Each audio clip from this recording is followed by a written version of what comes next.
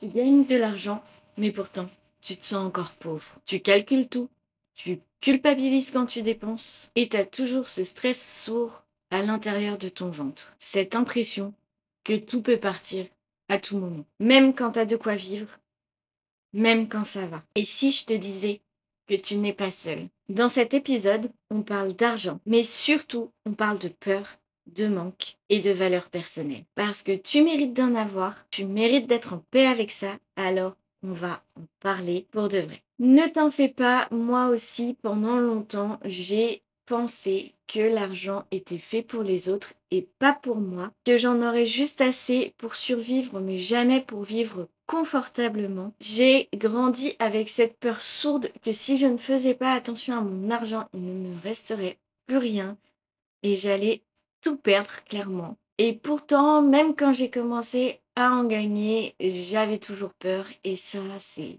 pas normal. Donc aujourd'hui, on va parler vraiment d'argent, pas de chiffres, mais de la peur, de la honte qu'il y a au plus profond de nous.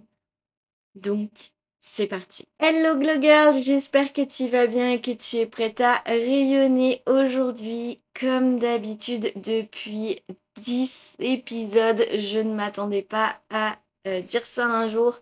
Quand j'ai lancé le premier, je pensais déjà au 10e en me disant waouh, c'est super loin et on y est enfin, le 10e épisode. Donc comme d'habitude, on est dimanche, 10h, on est en pyjama, on a notre petite boisson. Et aujourd'hui, du coup, on va parler d'argent.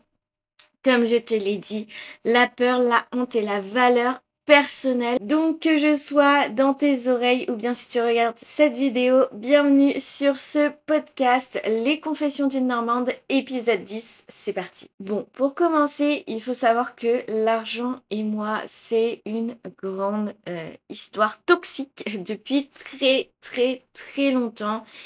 Et malgré le fait que j'ai réussi à voir par-dessus, il y a encore des rechutes. Et si j'en parle aujourd'hui, c'est juste parce que j'ai eu une rechute il n'y a pas longtemps, il y a une semaine précisément. Et du coup, on va pouvoir en parler aujourd'hui parce que pour moi, je trouve que l'argent est encore un sujet tabou, chargé et pesant, surtout quand on vient pas d'un milieu extrêmement riche. Donc là, clairement, si tu es sur cette vidéo parce que tu t'attends à des conseils d'experts, c'est pas du tout le but de la vidéo. Moi, je ne vais pas vous donner des conseils pour placer votre argent, pour gérer votre argent ou je ne sais quoi.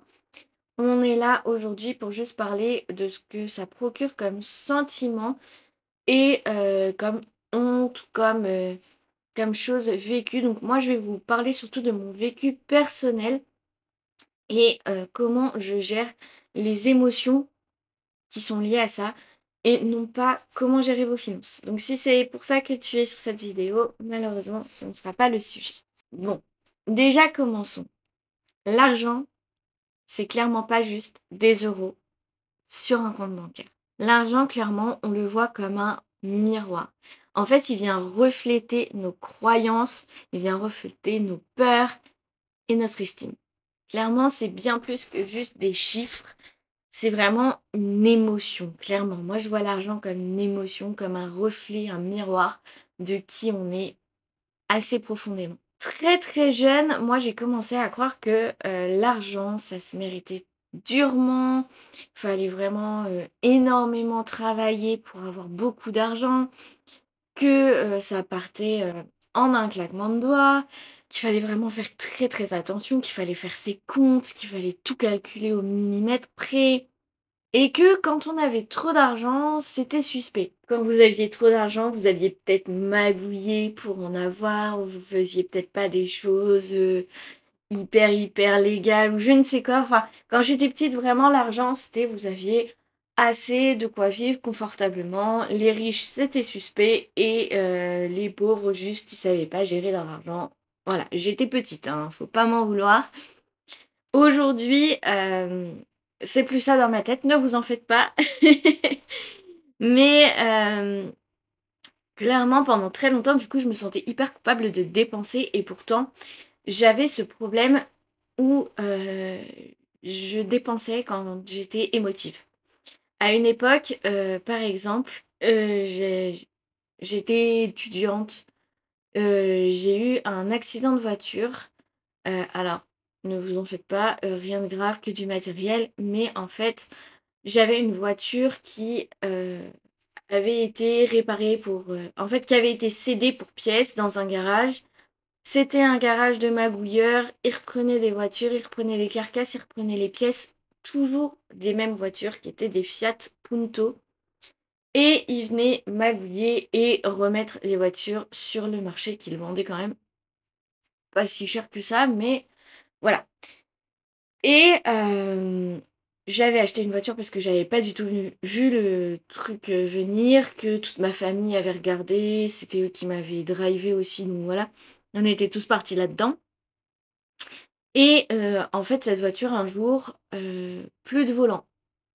Plus de volant, plus de frein, il y a plus rien qui fonctionne. On était en train de me serrer sur le côté dans un croisement.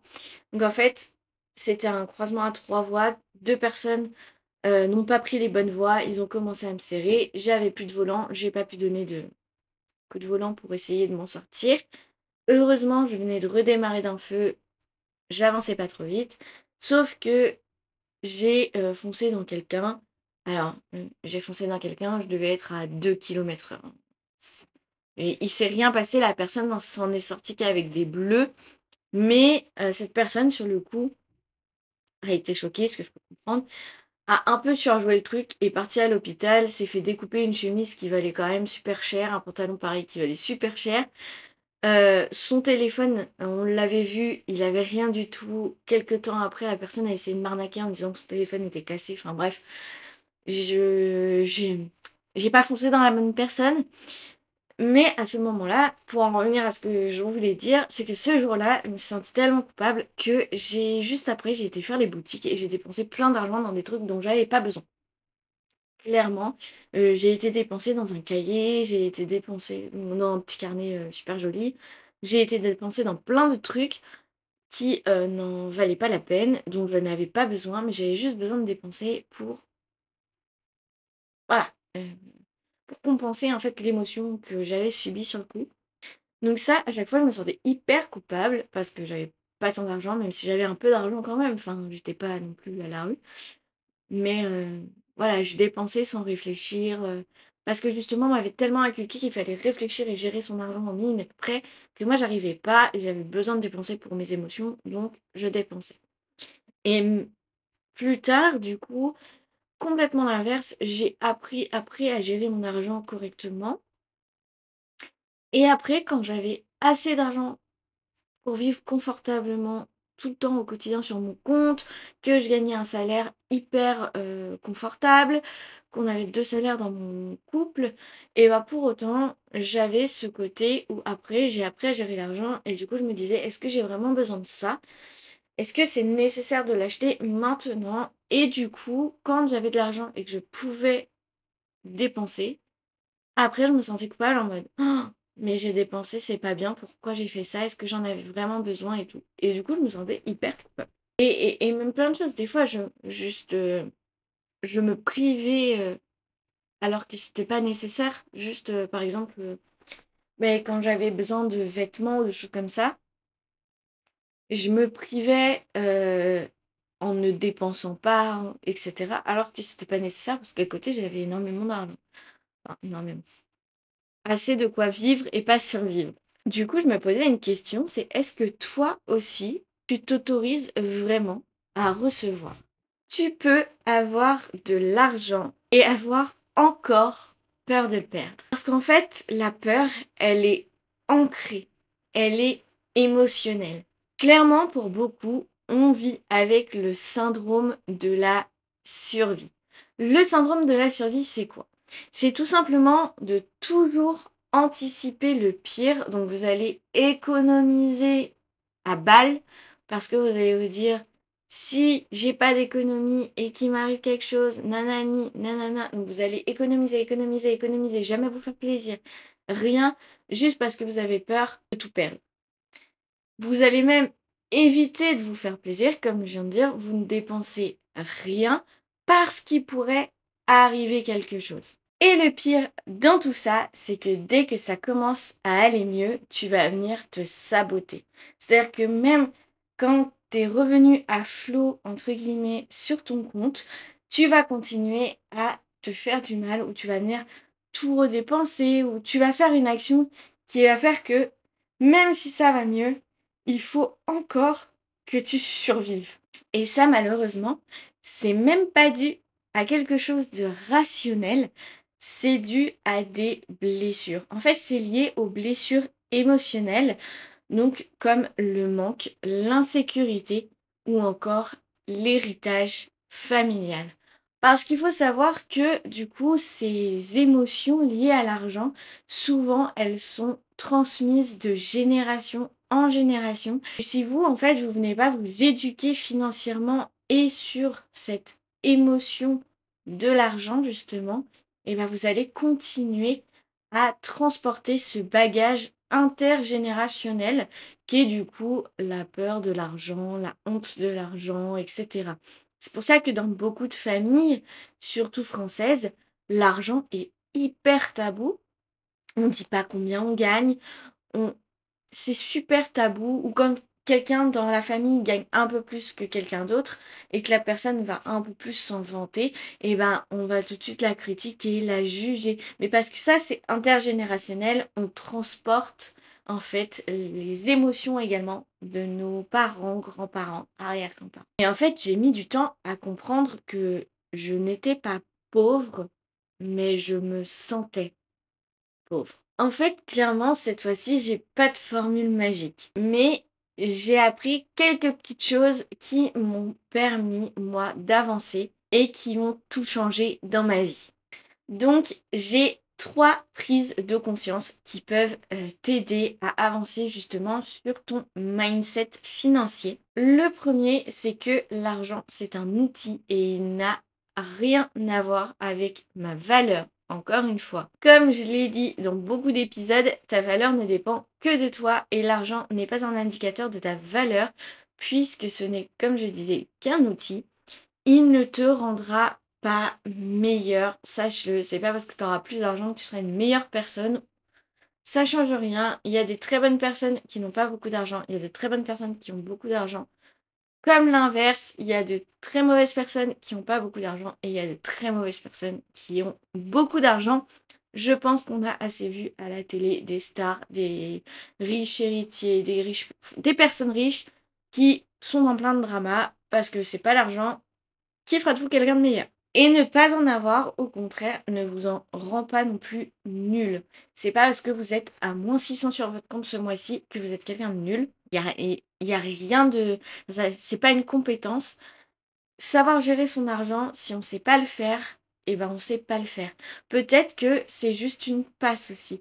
Peut-être que, je sais pas, vous avez emprunté un crédit immobilier sur 25 ans et que finalement, eh ben, vous avez perdu votre emploi et du coup, vous vous retrouvez avec moins d'argent qu'avant et c'est compliqué et ça fait pas quelqu'un de vous de nul, juste parce qu'à un instant T, vous avez un peu moins d'argent qu'à un autre moment. L'argent, ça va, ça vient, ça rentre, ça ressort. Point. Le deuxième point de conscience que j'ai pris, c'est que je devais déconstruire tout ce qu'on m'a appris. Et croyez-moi, j'en ai passé du temps avec ma grand-mère, avec ma mère, à apprendre comment créer un cahier de compte. Ça, c'est bien, mais j'ai dû déconstruire tout ce qu'elle croyait, puisque déjà, on ne croyait pas la même chose. Donc déjà, premièrement, non dépenser pour moi-même, ce n'est pas être égoïste. L'argent, je travaille pour, je le gagne, j'ai droit de le dépenser pour me faire plaisir. Je ne travaille pas pour travailler, je ne travaille pas pile pour l'argent non plus, mais je passe des heures au travail, bien évidemment que sur mon temps libre, si j'ai envie de dépenser et de me faire plaisir, ce n'est pas être égoïste. Et le deuxième point, c'est que non, gagner de l'argent, ça ne trahit pas mes valeurs. Si vous êtes quelqu'un de bienveillant, de généreux, etc., et que vous gagnez de l'argent et que vous gardez un peu cet argent, ou que vous le dépensez pour vous, ça ne fait pas quelqu'un d'égoïste, de malveillant ou je ne sais quoi, juste parce que vous avez gagné plus d'argent que quelqu'un d'autre. Non. Le troisième point et la troisième prise de conscience, c'est que je peux apprendre à recevoir. Parce que l'argent, c'est également une espèce d'énergie. Il faut apprendre à recevoir. C'est un peu comme si je vous disais que l'argent et vous, c'était comme une prise électrique et que vous mettiez un cache devant cette prise électrique pour ne pas l'utiliser. Si vous n'utilisez pas cette prise électrique, entre guillemets, le courant ne vient pas à vous. L'argent, c'est un peu pareil. Si vous bloquez l'énergie, et ben du coup l'argent viendra moins à vous, ou vraiment en petite quantité. Alors que si vous vous libérez de vos croyances limitantes, si vous vous libérez de tout ce que vous avez pu apprendre et que vous laissez cette énergie venir à vous, et ben vous allez voir que vous allez être dans l'abondance. Parce que il faut comprendre que oui, vous pouvez recevoir plus. C'est pas grave si vous si vous n'êtes pas entre guillemets là à vous bloquer, à vous priver. Vous devez croire que vous méritez plus parce que en croyant que vous méritez plus, vous allez attirer le plus et arrêter de vous contenter du juste assez.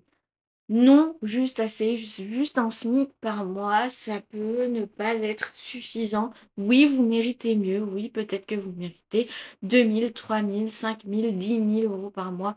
Je ne sais pas c'est quoi vos attentes, mais ne vous contentez pas du moins, contentez-vous du plus. Dans la vie, il faut se dire que ce que l'on veut, ce n'est pas juste être riche, c'est vraiment être libre. Et pas juste libre financièrement. Je sais que moi, par exemple, il n'y a pas longtemps, et c'est pour ça que je fais cette vidéo aussi aujourd'hui, c'est que je me suis sentie très très mal puisque j'ai investi énormément en moi. J'ai investi dans mon nouveau local, dans mon nouveau salon. J'ai investi dans les travaux de mon nouveau salon et j'ai vu toutes mes économies descendre. Tout de suite, j'ai eu la peur du manque, la peur, tout ça là, qui est remonté et j'ai eu peur de plus rien avoir, clairement. Et en même temps, je venais de perdre ma maman, donc je me suis concentrée dans le travail. Je vous imagine le cocktail que ça a fait d'avoir la tête plongée dans le travail, plus la peur du manque financier d'un coup. Les deux se sont mêlés. Et comme j'étais en train de créer une offre pour pouvoir vous aider à vous développer personnellement, donc une offre de développement personnel, un accompagnement, j'ai réfléchi à comment je pouvais avoir un salaire en aidant une ou deux personnes. Donc du coup, en étant complètement dispo tout le temps, machin. Et en fait, je me suis dit, mais sur le marché, c'est quoi et tous les tarifs? Je me suis basée un peu sur ce qui était proposé. Je me suis basée sur le fait qu'il y aurait que deux personnes que j'aiderais. Donc il me fallait 2000 euros par mois, que j'allais aider les personnes sur 21 jours par mois. Donc il fallait que... Et j'ai divisé entre guillemets la moitié d'un salaire par personne. Donc, sur les 21 jours, ce qui faisait 50 euros par jour, ce qui n'est même pas 10 euros de l'heure, puisque je comptais travailler de 9 heures du matin jusqu'à 9 heures du soir, 10 heures par jour. Donc, c'est même pas 10 euros de l'heure. Et en fait, je me suis dit, du coup, pas 10 euros de l'heure, c'est même pas ce que vous faites quand vous allez travailler je ne sais où. J'ai multiplié du coup 50 euros par jour par 21 jours, même pas, en mettant un jour offert. Et du coup, en le multipliant par 20 jours, ce qui faisait 1000 euros par mois, je me suis dit, deux personnes, c'est bon, j'ai au moins un petit peu de quoi vivre. Même si je fais une seule personne, j'ai un petit peu de quoi vivre, vu le temps que je vais donner à cet accompagnement.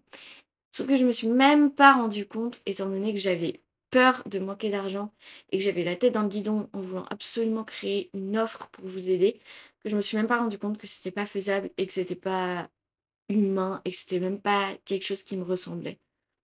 Et du coup, au début, j'étais honteuse de ça, j'étais honteuse de mes offres et je l'ai dit mais sans le dire.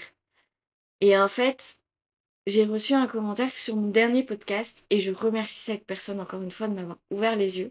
Et là, je me suis dit, mais attends, mais t'as laissé parler ta peur de l'argent qui est remontée d'un coup comme ça, tu t'en es même pas rendu compte. Alors que c'est pas du tout ce que tu voulais proposer. Pas du tout. Pourquoi j'ai été proposer ce genre de truc à un tarif inhumain? Enfin non, pas inhumain, mais clairement, moi la première, je mettrais pas 1 000 € dans un accompagnement comme ça pour 21 jours. Donc pourquoi j'ai été faire ça, je ne sais pas.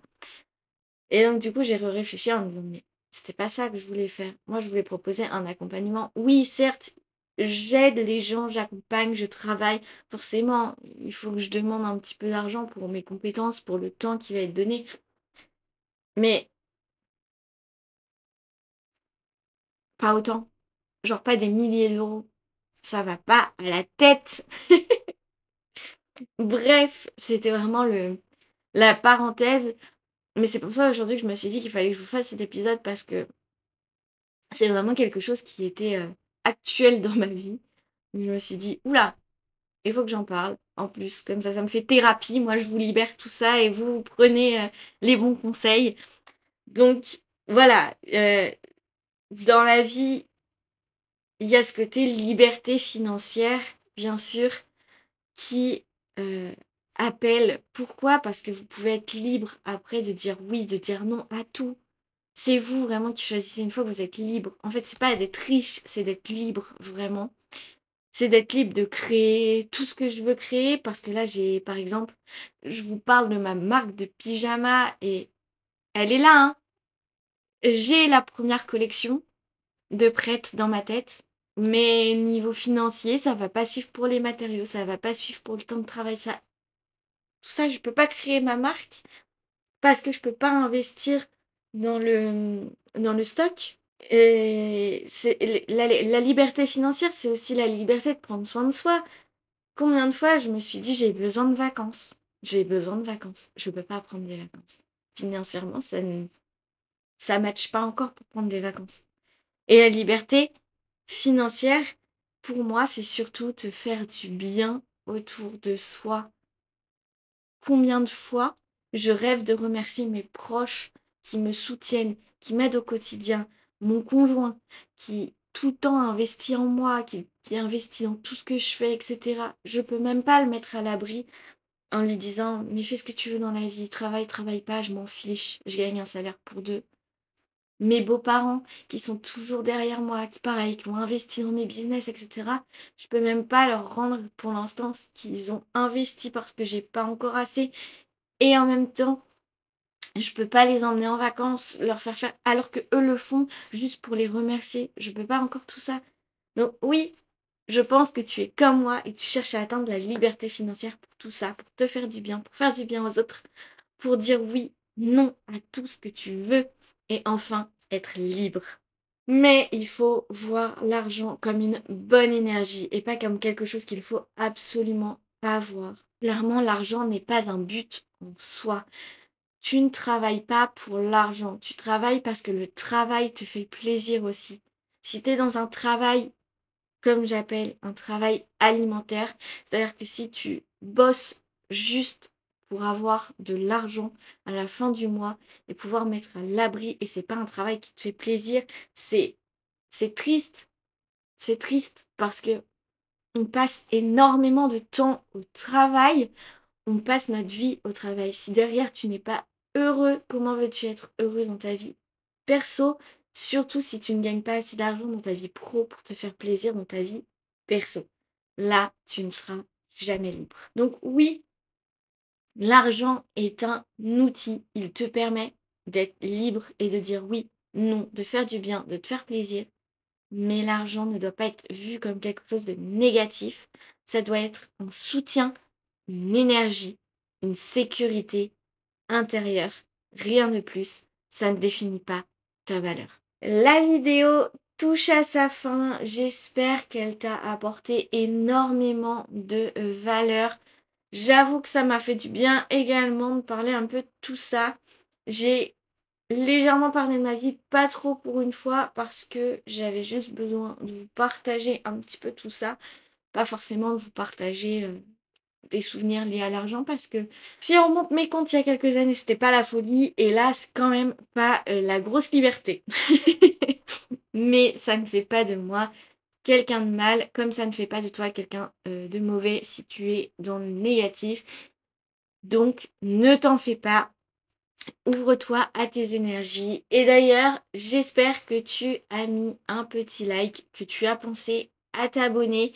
Et surtout, n'hésite pas à me mettre en commentaire quel est ton premier souvenir avec l'argent. Est-ce que toi aussi, tu t'es déjà senti en sécurité avec l'argent ou est-ce que tu t'autorises à en avoir, à en demander ou même à en créer? Ça m'intéresse, donc n'hésite pas à répondre à ces questions en commentaire. Et comme d'habitude, si cet épisode t'a parlé, t'a aidé, n'hésite pas à le partager avec quelqu'un qui a besoin d'entendre tout ça. Parce qu'on mérite tous de parler d'argent. Et surtout, on mérite tous d'en avoir. Donc, l'épisode est terminé. On se retrouve mercredi prochain pour la vidéo des 41 résolutions pour atteindre sa vie de rêve en 2026. Et dimanche prochain pour le prochain épisode de podcast. Et en attendant, continue de rayonner.